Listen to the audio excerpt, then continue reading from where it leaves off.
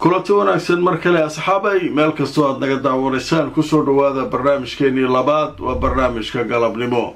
maanta waa khamiis asxaabay, taariikhduna waxa ay ku beegan tahay 5 maarso 2026.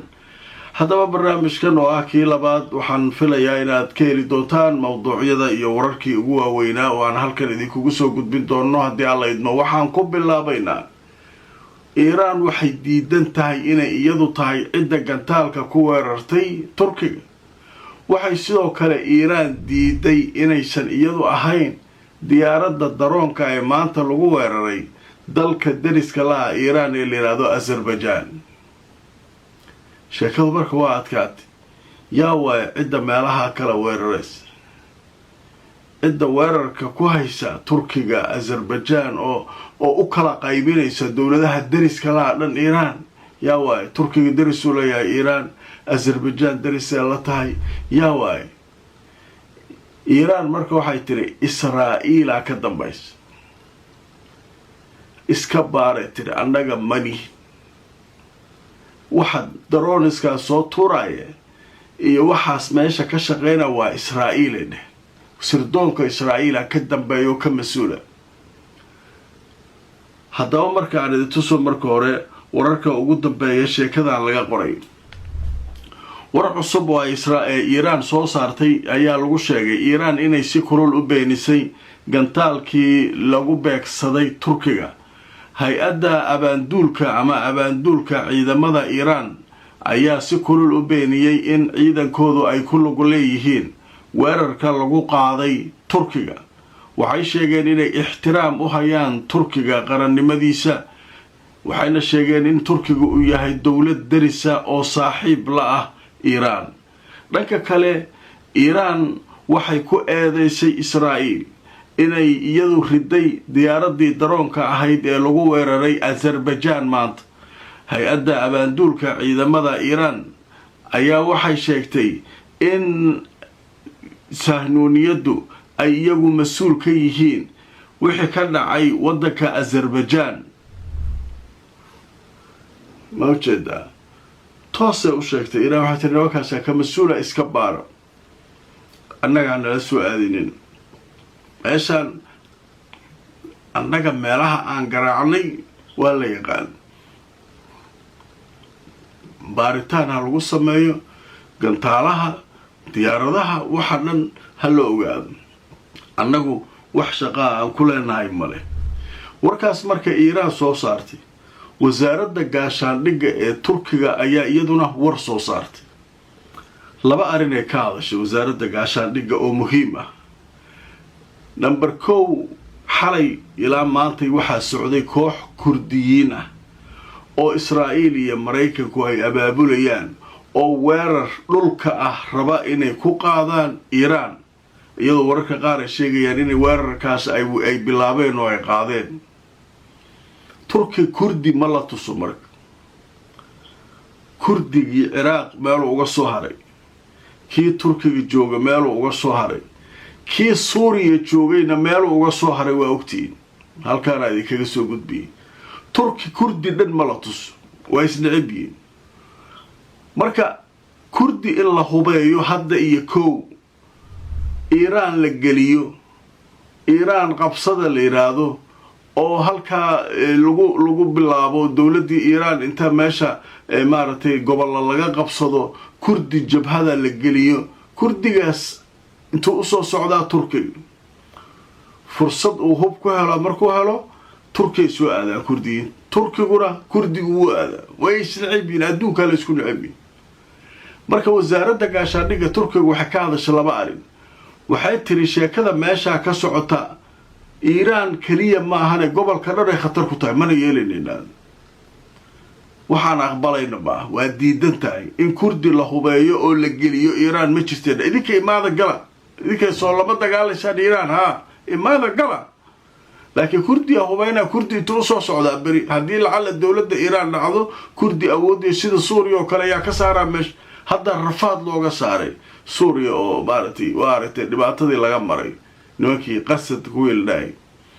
marka shaas way ka hadashay. midda labaad ee turkigu ka hadleen waa ay tusi doonaa. waxay leeyihiin baaritaanaan ku samaynaynaa waxa nagu soo dhacay si taxadar lahaan u fiirinaynaa wax kastoo nagu soo dhaca iiraanaana soo weerarta keliya ma ah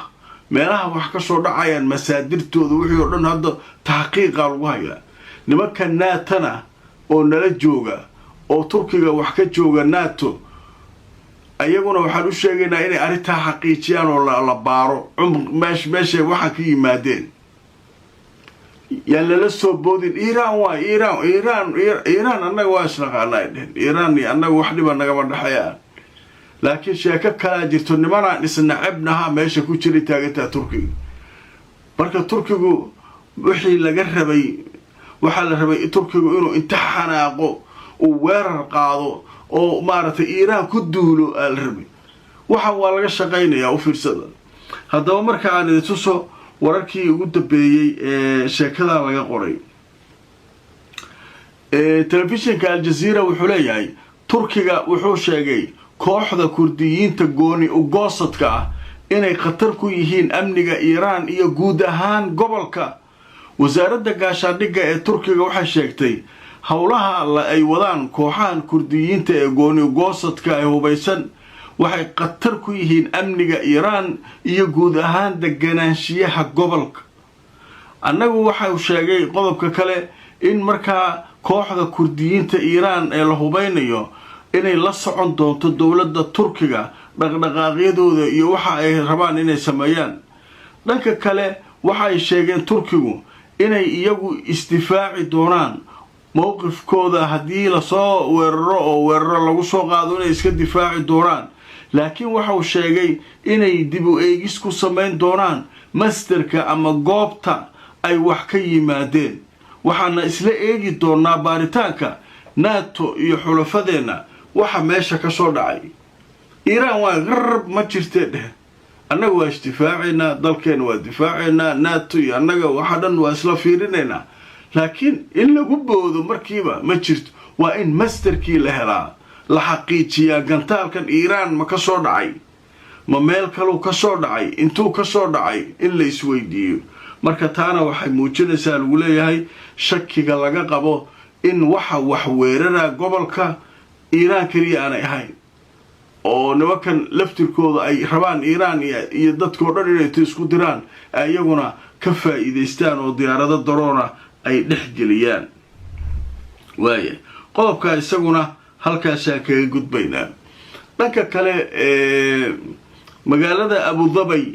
caasimadda dalka imaaraadka ayaa waxay sheegeen in weeraradii maanta lagu soo qaaday khaliijka ay markaa magaaladaas dad ku dhaawacmeen maanta waxaa la weeraray qatar iyo baxrayn iyo imaaraadka sacuudiga waxbaa ka hortagnay dheheen khaliijka dhan waa la weeraray laakiin abudabay waxay leedahay 6 qof ayaa dhaawacad weerarka lagu soo qaaday caasimadda abudabay haddaba marka aan idin tuso wararkii ugu dambeeyey 6 ayaa ku dhaawacantay magaalada abudabay caasimadda imaaraadka kadib markii la sheegay in firir uu ka dhashay diyaarad daroona oo halkaa ku qaraxday maanta oo khamiisa abudabay waxay sheegtay 6 inay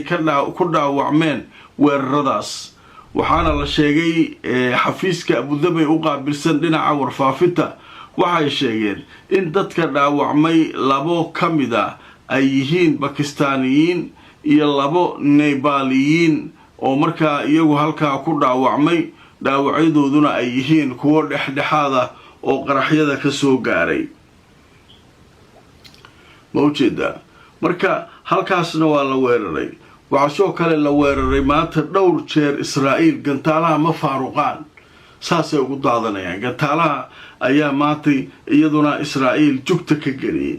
waxaa sidoo kale la sheegay faransiisku inay u oggolaadeen saldhigyada uu ku leeyahay gobolka bariga dhexe in diyaaradaha maraykanku ay isticmaali karaan talyaaniguna waxay sheegeen in ay waxa ay heli karaan oo lagula dagaalamo gantaalaha iyo diyaaradaha daroniska ay geyn doonaan dowladaha saaxiibada ee khaliijka ay u geyn doonaan si ay weerarada socda isaga caabiyaan halka dhanka kale talyaanigu ay sheegeen sida la leeyahay inay yiraahdeen qaanuunka dawliga ah kuma jiro weerarka Israa'iil iyo Mareykan Iiraan ay ku qaadeen dhankaas waxay leedahay waa qalad dhankaana dowladaha khaliijka caawinaynaa maadaama weerar ku socdo gantaalaan geenaynaa uu leeyahay talyaaniga. marka howlahaas iyaguna halkaas ka socdaan. qaybtii marka waxaan galaynaa casharkii nimankii galabta ay qabteen xaras thawri ciidanka ilaalada kacaanka iiraan wixii ay markaa sameeyeen oo ay qararamsadeen ayay soo bandhigeen galabta. kii saaki waa la soconay, midka galabta midka habeenkiina fiidkii soo gelin doonaa, kaasna waan idiin soo gudbin doonaa. haddaba markaan idin tuso wararkii ugu dambeeyey ee laga diyaariyey warbixinta shirka jaraa'id ee ilaalada kacaanka iiraan. telefishinka aljaziira wuxuu leeyahay ciidanka ilaalada kacaanka iiraan waxay sheegeen in ay markaa dhaawac culus u geysteen 20 goobood oo military oo maraykanka uu ku leeyahay khaliijka uu ku leeyahay inay si xun u dhaawaceen oo ay weeraro ku qaadeen. dhanka kale ciidanka ilaalada kacaanka iiraan waxay sheegeen shirkooda galabta ay ka faahfaahiyeen weerarka ay ku qaadeen eeraboorka bangorion ee magaalada Tel Aviv, iyagoo sheegay inay isticmaaleen gantaalka la yaabka leh ee la yiraahdo kharmashar. ciidamada ilaalada kacaanka iiraan waxay sheegeen inay weerar ku qaadeen eeraboorka bangorion iyo saldhigga ciidamada cirka ee la yiraahdo 720 kaasoo ciidanka israa'iiliyiintu ay isticmaalayaan oo ku dhow airportka halka uu ku yaalo. waxaana la isticmaalay markii ugu horeysay gantaalihii cajiibka ah ee kharmashar 4 ama 4, kuwaas ayaa weerarka loo isticmaalay. dhanka kale waxay sheegeen in iiraan ay maanta soo riday diyaarad maraykana oo kuwa dagaalka nooceedu yahay F-15. haddaba shirka jaraa'id waxay ku sheegeen ciidanka ilaalada kacaanka iiraan inay soo rideen diyaaradaas dagaalka ee la yiraahdo F-15 Strike Eagle ayaa la yiraahdaa. waxaana lagu soo riday dhanka xuduudda galbeed markaa oo ay difaaca cirka iiraan ay soo rideen. dhanka kale ciidanka ilaalada kacaanka iiraan waxay warkooda galabnimo ku sheegeen inay maanta dhaawac u geysteen markab shidaal oo maraykanka uu leeyahay. waxay sheegeen ciidanka ilaalada kacaanka iiraan ciidamada badda inay dhaawac u geysteen markabkaas oo markaa ciidanka badda iiraan ay markaa dhaawaceen markabkaas maraykanka isagoo marayay dhanka waqooyi ee khaliijka. waxayna sheegeen ciidankan ilaalada kacaanka iiraan markabkaas ilaa hadda inuu gubanayo oo uu dab ka socdo. waxay sheegeen mar kale ku celiyeen in meesha la yiraahdo Hormuz ay inta dagaalku socdo ay gacanta ku hayaan ciidanka ilaalada kacaanka iiraan. dhanka kale waxay sheegeen iiraaniyiinta ciidamadooda badda inay bartilmaameedsadeen saldhigga la yiraahdo Ramat David ee Israa'iil ku yaala, halkaasoo la sheegay in ay ku weerareen diyaarado drones ah. waxaana weerarka lagu qaaday goobaha shidaalka ee saldhiggaas iyadoo la sheegay dab xoog leh inuu halkaa ka kacay. casharkii waxaa noo dhammaaday ciidanka ilaalada kacaanka iiraan warkoodii galabnimo wixii ay jugta ka geliyeen oo ay qararamsadeen way noo soo koobeen. maxaa noo haray marka nimankii xisbullah? weli ciraaqiyiintii ma hayno, nimankii xuutigaana weli wax waroo laga hayo male, shaqadii weli ma bilaabin. marka saas inaa ula soconaan rabaa. baashu waa iiraan iyo awlaadeed, maraykan iyo israa'iil, saasaa marka aan laysaga soo horjeedaa. marka aan galno markan xisbullah iyaguna wararkii ugu dambeeyay ay soo saareen. xisbullah waxay sheegeen inay weerar ku qaadeen dhinaca gantaalaha ah oo ballaaran, sidoo kale iyagoo isticmaalay diyaarado drones ah. waxay weerareen 3 saldhig oo militariga Israa'iil ay leeyihiin iyo shirkadaha warshadaha soo saara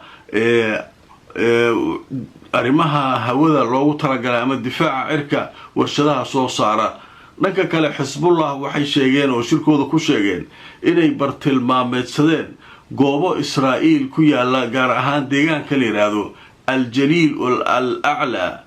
waxaana ay sheegeen xisbullah Lubnaan inay bartilmaameedsadeen oo ay isticmaaleen gantaalaha iyagoo ku riday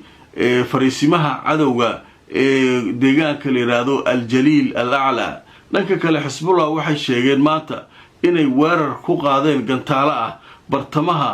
iyo meel ku dhow magaalada Tel Aviv inay markaa duqeeyeen oo ay halkaa ku garaaceen casharkaas isaguna waa socdaa Israa'iil Siiriga madamo jugtaa la isku hayaa waa kaas Xisbullah dhinacay ka garaacay Iiraan dhinacay ka garaacaysa dhanka kale marka taliska dhexe ciidamada Mareykanka ayaa iyaguna war soo saaray waxay yiraahdeen waxay maanta ku celiyeen haddana waxay yiraahdeen waxaynu qabsanay hawada Iiraan annaga haysanay hawada Iiraan annaga haysana waxa dhahaya taliska ciidamada Mareykanka dhanka kale waxay sheegeen Mareykanku inay bilaabi doonaan maraakiibtooda dagaalka inay Hormuz soo maraan oo ay soo kaxeeyaan maraakiibta kale ee halkaa ku xaniban iyaduna warka ay soo saareen ay ka mid tahay waxay soo kale Israa'iil iyaduna sheegtay sida ay qortay wakaaladda wararka ee Reuters inay bilowday dagaalka al-marxalatu thaniya marxaladii labaad bilownay leedahay Israa'iil marxaladda labaad talo maxay tahay duqeymaha dhulka hoostiisa gantaalaha ku jira aan u tagaynaa ay dheh marka waa arki doonaa nin walba wuxuu sheegtay waa idin soo gudbinayaan maxaa soo kordhay intaynu barnaamijka ku jirnay wararka kooban oo markaa la soo aruuriyay ayaanu halkan idinkaga soo gudbinaynaa haddaba waxaynu ku bilaabaynaa bayaan rasmi ah oo ay soo saartay wasaaradda gaashaandhigga ee Qatar waxay ku sheegtay inay ka hortagtay Qatar 13 gantaal oo nooca balastiga ah oo ka yimid Iiraan inay ka hortagtay sidoo kale ra'iisul wasaaraha Britain ayaa hadda hadlaya waxa uu sheegay in 4 ka mid ah diyaaradaha Ingiriiska ee la yiraahdo Typhoon ay joogaan Qatar ay aadeen si markaa loo xoojiyo howlgalka halka lagu difaacayo iyo sidoo kale inay ka qayb qaataan xaaladaha lagu daabulayo oo lagu daadgureynayo muwaadiniin fara badan oo halka ku sugan si aanay u dhicin wixii dhacay waagii Afghanistan laga baxay oo kale haddaba warkiisa oo hadda socda wasaaraha Ingiriiska wuxuu dhanka la sheegay in markaa ay hayaan qorshayaal ku saabsan xaaladan in bal wixii laga qaboojin karo laga qaboojiyo dhanka kale wararka kale ee soo kordhay waxa kamid ah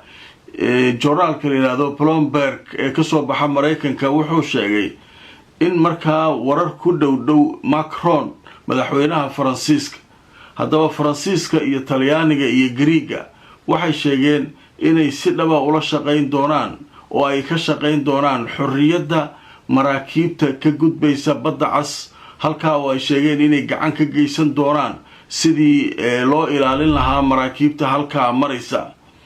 haddaba dhanka kale aqalka cad ee Mareykanka ayaa soo saaray isaguna goordhow war uu leeyahay ciidamada badda Mareykanka waxay raaci doonaan maraakiibta xamuulka ee maraysa Hormuz halkaas oo ay sheegeen inay ka difaaci doonaan haddii weerar lagu soo qaado Reutersna waxay sheegtay in bayaan ka soo baxay wasaaradda arrimaha dibadda ee Turkiga lagu cambaareynayo weerarka lagu qaaday Azerbaijan wararkaasuna waxay ahaayeen kuwa goosgoos ah oo hadda soo dhacay intii aanu ku jirnay barnaamijka asxaabay barnaamijkan oo ahaa kii labaad waa naga intaa ku xirnaada mar walba barnaamijyadeena aan idinkugu soo gudbidno wararka xaqiiqda ah ee aanu ka soo xiganayno warbaahinta caalamka